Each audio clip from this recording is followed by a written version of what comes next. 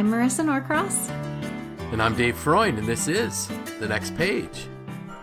Hey, what's that I hear? Do you know what yesterday was? Leon Day. Yesterday was Leon Day, so happy belated Leon Day. And here I am. I was about to say happy summer solstice because today is the day we're recording is the summer solstice. I guess we are really truly on two different wavelengths when it comes to seasons. Well, no, I just look for excuses to celebrate Christmas. So. And for those that have read my post today, Leon is Noel spelled backwards. Yes. So yesterday was June 25th. So I should probably start my holiday shopping. You probably should, because you've only got, I don't know how many days we have till Christmas. But I did say to my son, Tim, and this was probably, I think it was last month, I said, do you realize that we have less months till we can start listening to Christmas music than we've had without Christmas? You know, like, I'm more than halfway to my Christmas season. So, and I actually, there's a friend of mine that literally listened on, she is, if you would look her up on Facebook today, I'm certain it's all Leon Day, and she listens to Christmas music all day. My sister really enjoys Christmas music, and so sometimes if she's just like needs to get pumped up, or maybe she's like in a bad mood and needs to lighten the mood, she will listen to Christmas music. Yeah. I can't, and I love it. Yeah, it is good stuff, great stuff. I love it from Thanksgiving to Christmas. But yeah, no, I'm not ready for it yet. Well, I can understand that. So, yeah, well, and we have now passed the summer solstice, or whatever they call it. Yep. The longest day of the year. Mm-hmm. My favorite day which of I the love. year. It's my favorite day. Yeah, I love the fact that it's light, and I love when I get up in the morning and it's really bright. To me, that just is awesome. Because it gets me up and I'm ready to go. That's the only downside about Christmas is it's so stinking dark in the morning. Yeah. But could be worse. So, but we're halfway through the year, so I think today we need to do like a little 6-month review, see how things are going, Exactly. see where we're at. Exactly. Right. And it's really, and it never dawned on me until I was prepping for this podcast that between Christmas and New Year's is when I do my reflection from the previous year. So between Leon Day and July 1st, I should do my reflection and prep for the balance of this year. So it does make sense. So we all should be in the middle of our reflection time. And so the post that went out this morning, after wishing everyone a happy Leon Day, I went on to say, you know, we need, part of our reflection is we need to identify some things that are going well. So we say what went well in the last 6 months, what didn't go well, what did we learn, what will we change? And then I thought, you know, I want to dig down a little bit deeper into exactly what that means. And this is really huge. Because we can make a lot of adjustments mid-year and still have this be an extremely successful year if we do it well. Yeah. So all of us, the reality is that we're going to have seasons. We're going to have times when things just don't go well. We're going, you know, I battled some, you know, an illness that didn't want to go away for a long time, and it really knocked me off my game. That's okay. That's called life. Life happens. But if we think back, so what people really need to do is simply look back on the last 6 months and say, what is going well? What did you achieve? Do you know, what you've done? Where were you successful? What, where could you see progress that you've made?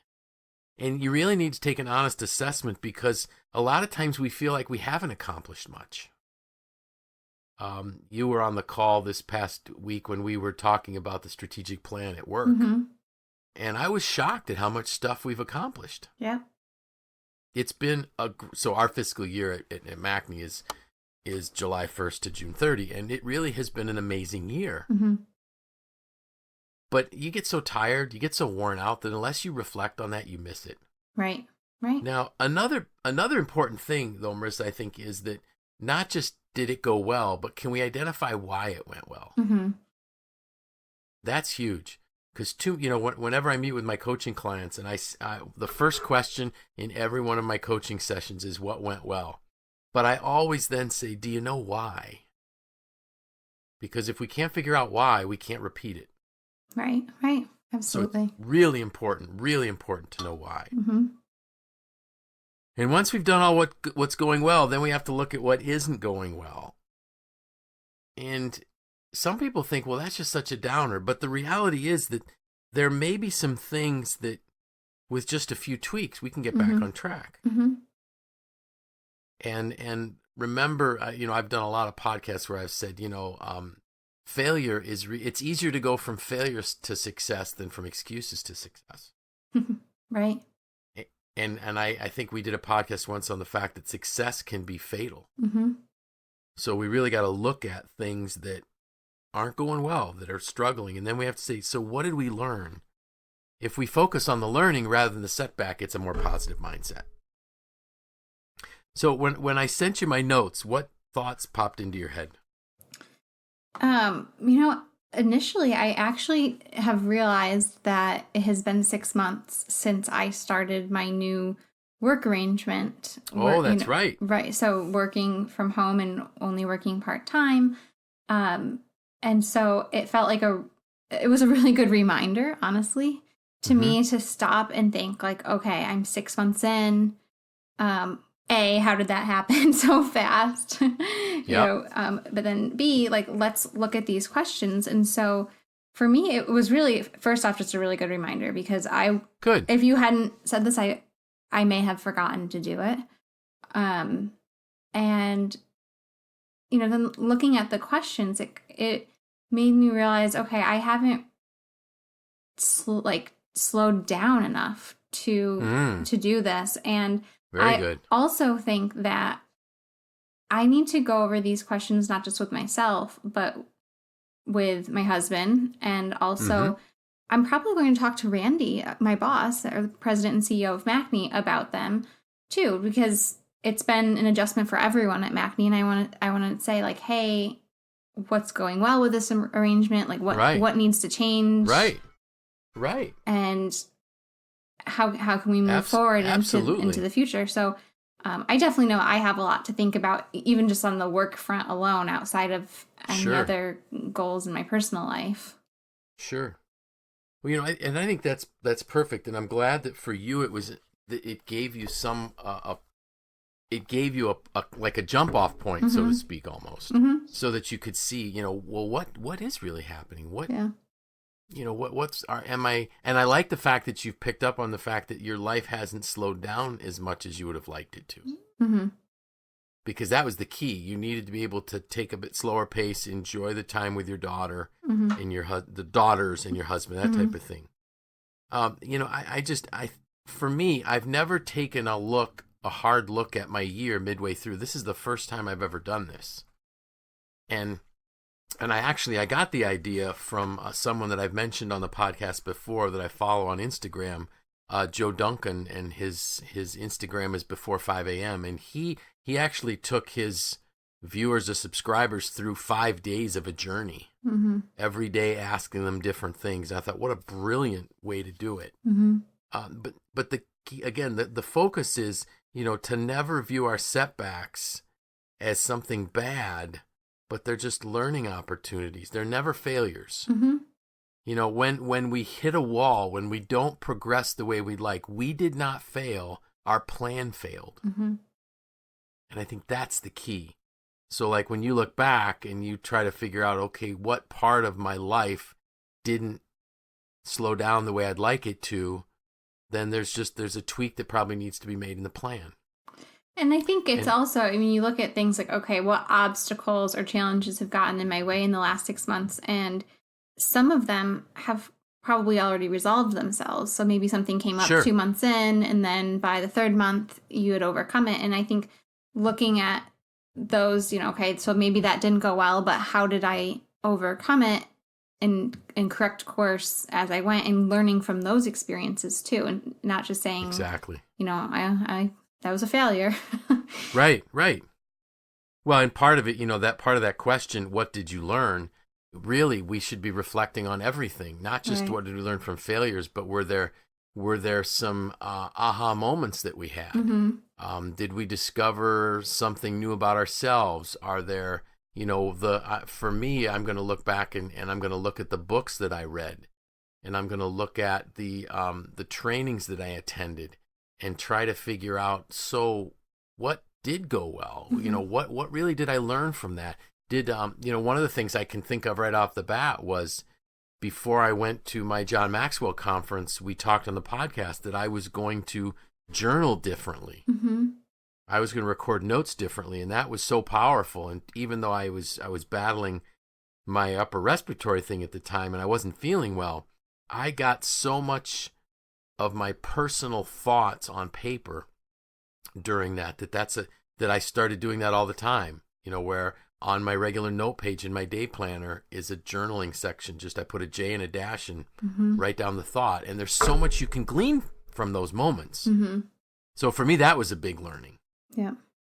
And then, so you get to the point, okay, now I know what I learned. What am I going to change? And I kind of just wrote down here, it's time to readjust the sails. I guess keeping with my navigation theme that, I always, because I had started Navigate Leadership before joining MACNY, but, some people wait for the wind to shift. Leaders adjust the sails. Let's take a different tact. We have to do a different approach to things. Just slightly. It's not that I need to change something completely, but is there a slight adjustment that I need to make? And then I put down here, what are the highlights of the last 6 months? Did you have fun? Go through your photos on your phone and look at what was, what you took pictures of, because what you took pictures of is what speaks to your heart. And then you're going to be able to identify, so were there events? Were there special times with loved ones? What was it? Were there things at work that were wonderful that, wow, you'd love to have a few more of those types of situations, those types of events? And too often, I think we rush through and we don't realize what was fun, what were our highlights, and then how do we schedule more of those? We miss it. And we get to the end of the year and it's like, wow, that was tiring. We didn't have enough fun. When we talked once about prioritization, what's required, what gives us the greatest return, but the third R is what gives us the greatest reward. And you're going to find that in your highlights. So if I ask, and this is, I always do this, I'm going to ask you a question I didn't tell you about. So what were some of your highlights from your 6 months working from home? Spending more time with my kids, for sure. Yep. Being able to be there with them for like swim lessons and play dates and going to the library, those types of moments. I'd also say not having to venture out in the snow with my kids on those really bad days. I know that sounds so silly, but I was so glad I didn't have to do that. No, not silly at all. It makes sense. And I just feel like for my own well-being, it was just like a really positive shift for me. Good. Good. I think those were kind of, I guess, what was going well / highlights. Sure. So as you got toward the end of 2018, you made some trade-offs. And we always know that, you always have to give up to go up, so to speak. And, it's like I've used the example, you can't steal second base while you're standing on first base. You got to take a lead, and you took that leap, so to speak, and I'm thankful that it's paid off for you. Right. So, we then I think, so what are you most proud of in the last 6 months? People need to ask themselves that, and that's not self-serving, it's not arrogant, but it's, again, what accomplishments did you do that are just you're proud of? There's no other way to put it. You're just proud of it. Have you been able to conquer an emotional intelligence challenge that you've had? Are there some relationship issues that you've been able to resolve? Are there customers, clients you've been able to win? did in my business I'm looking at, so did any of my clients have some breakthroughs that I think were wonderful for them? For me, those are things that I'm proud of. I'm glad and thankful to be part of that. So write those things down. Give yourself some kudos for that kind of stuff. And again, clearly you got to write it down, and we'll talk about that a little bit more toward the end. And then again, don't just think about yourself, but think about your organization. What did the company do that was special? Thankfully, I think we at MACNY, we do a fairly good job of celebrating, which is important, but too many organizations don't. They keep going. You got to pause. You have to celebrate. Then my note here was, is your vision still clear? So I think now this is a good time of year to say, is my vision, my purpose, or my why still clear? Do you still know what you really, really want? And I think you're a perfect example of how that can shift as we mature and as life changes. So you need to make sure that you know that you're seeing it. Are you living within your purpose and your why? So maybe your vision is clear. Maybe your purpose, your why is exactly where you want it. But are you living in it? Because we all know that if we're not living in our purpose, we're not living in our why, then we're not going to be content. We're not going to be satisfied. We're not going to be happy. And then we get to go back to revisit the goals. So we've done all this work. So now we're going to go back. We're going to look at our goals. And I always want to remind people, goals are not the objective. They're only the mile markers. Because if the goals in our life are our objectives, we're thinking too small. Goals just tell us we're going where we want to go. So, and I hope that makes sense. If it doesn't make sense, help me figure out how to explain it better. But so we have goals that are going to save so much money. Well, why? Your reason for staying home with the kids is I'm from what you said, is you want to be there. You want to experience, the parenting piece. You want to have time with your daughters. So the goal was to work from home, but the purpose was much deeper than just to work from home, kind of. And if the goal was just, or if you would say, so and correct me if I'm wrong, but so maybe the goal was to be home with my kids. Well, no, that might be a goal, but the purpose was to experience life with your daughters. So that I'm hoping that makes sense as I'm struggling with words to verbalize what's in my mind here. Are your goals still relevant to your vision? Do they still make sense?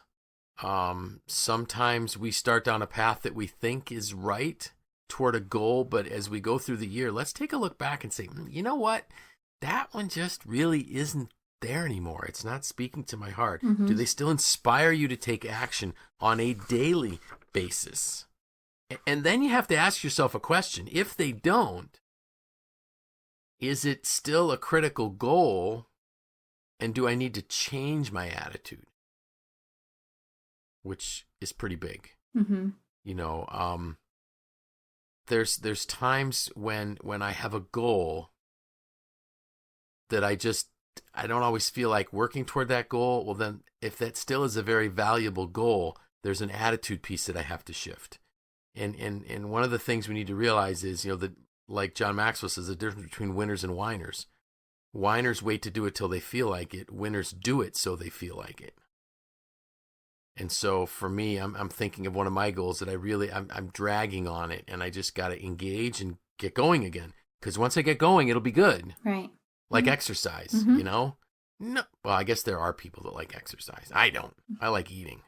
Well, but there are people that love exercise. I think that's something that I've learned over time too, and that took an attitude shift for me. Like before I had kids, it was something like I had the luxury of time. Like, oh, I could work out in the morning, or I could work out during my lunch, or I could work out at, before dinner, after dinner, really whenever I wanted. And then I realized, like, once I shifted my attitude, had kids and became a lot busier, and shifted my attitude around it. Like I go to a class 3 times a week, and I never miss it because that is my time. Like I leave the house, I leave the kids with my husband, with babysitter, and that is reserved for me. And because I've shifted my attitude, it's great because it is exercise, but it's really just, I've shifted my attitude to be like, this is my me time. And a side effect of it is that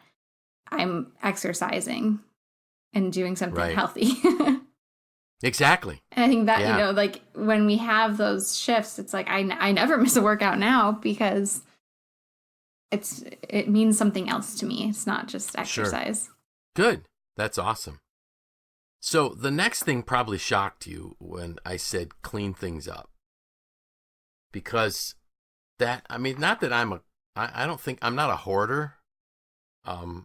You know what my office is like, and it's not awful. It's not great, but it was, when it would start to get cluttered, I'd go nuts. Mm-hmm.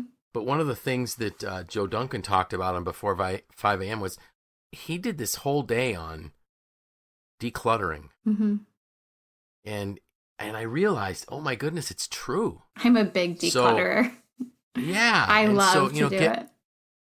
Think about things that clutter slows you down. And all I could think of was an engine.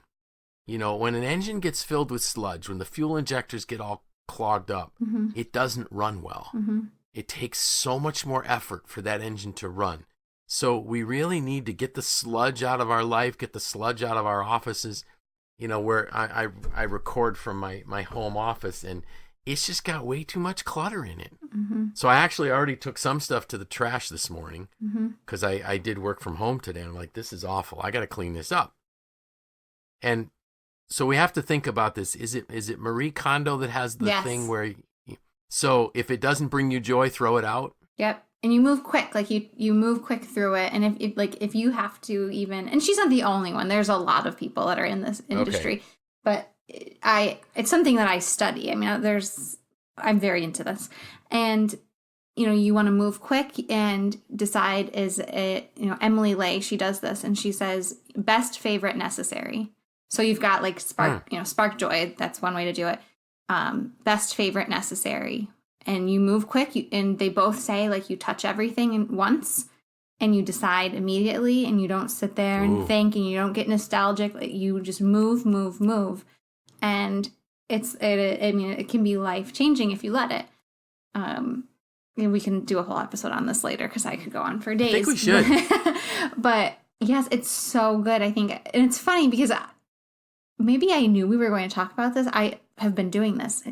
Even last week, I spent a lot of time decluttering and helping the other people in my house work on decluttering. Would this fall into the law of attraction?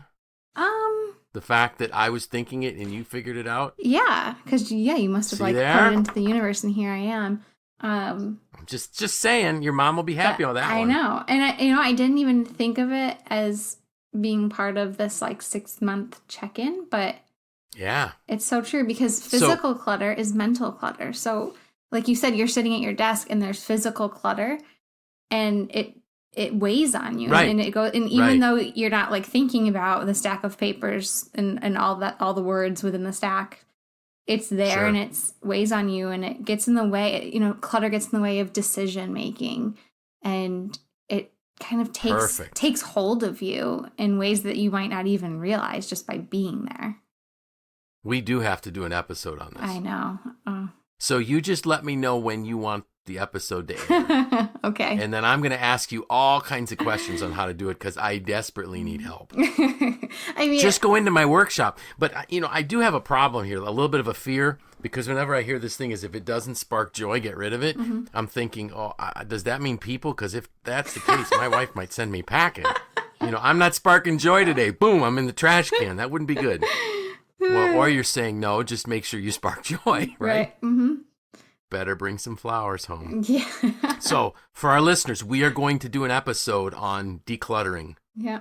We have to. It might even be a 2-parter. It really could be a long process. Good. And I'll make sure to gather some resources because there are some really great resources out there for this. Oh, I love it. Okay. So the last 2 things I want to talk about before we're done. It's time to revisit our success habits and routines. this is a perfect time of year to think about. So we've done some things about success habits and some episodes on that. And really now is when you need to find out. So if something you're doing is really hard, you haven't created a habit around it or a routine around it. So revisit it. And then some of the ones that you're doing, are they working? The only thing dumber, than I'm trying to think of, I can't think of anything dumber, but it's really stupid. How's this? To do something on a daily basis that doesn't work. So regimentation without a good plan is labor without a payoff or something. It's in one of my classes. I forgot what the phrase is. Do I need to adjust anything? Do I need any new habits? I need to come up with a new success habit for something that I want to work on. And I haven't figured out how to do that yet, but I've got to come up with a way to do it. And I'm going to do it. And I'm going to focus on that in the next 5 or 6 days so that I can really start the year strong, or the balance of the year strong. Then we've got to take all these reflection thoughts, all of these notes that we've made, and lay them out and kind of bring them all together so that it becomes a cohesive plan. And the thought that I had as I was jotting down my notes was, these are pieces of the puzzle for our successful year. And everything working together will make the next 6 months simply amazing for us. And the reason why we got to make sure that we lay them all out and we look at them and put them together is that's when you're going to see what the year's going to look like. It's going to become visual for you because you've seen all of these pieces coming together. And just think about a jigsaw puzzle. If you had the puzzle but no picture of what it looked like, you'd never be able to put it together. So for us, we've got the pieces of the puzzle. We put it together, and we're literally going to see a roadmap for how we're going to have an amazing next 6 months and finish our year strong. Until we get to a point where we can really play the Christmas music and say, are you reflecting on 2019 to know what to do better in 2020? And one of the things will be, I'm going to do a 6-month reflection point between Leon Day and July 1st. How's that? Great. Good reminder. Yeah. And I'm really, really excited about our decluttered episodes. Well, I better get because moving. I struggle with it. Yeah. So you just tell us what it is that you want to, when it is you want to do it. Yeah. I will. Like I said, I'll start pulling things together. Maybe I'll guest write an article with you or something. Oh, that would be so awesome. You know why it's awesome? Because it's something I don't have to do. Because it's less work for you. It's less work for me. And right now, I got to figure out how to do less work. Well, not really. But just need to simplify. So I do. I need to declutter. Tim better be careful, because if it doesn't spark joy, no, I'm just kidding. We aren't going to throw engineer Tim out. No, we need him. We do. So you know what we're going to talk about next week? What? The 4th of July. I was going to guess that too. Yep. Which is... I'm listening to an amazing book. It's 48 hours long. Wow. It's about General Grant. So I just think I'm going to put some thoughts together again, just to realize how tremendously blessed we are to live in this country. And we'll just have some anecdotal things that we'll talk about next week, and I'll make sure I get you notes in plenty of time. Sounds good. All right. So with that, I'm Dave Freund. I'm Marisa Norcross. And this was The Next Page.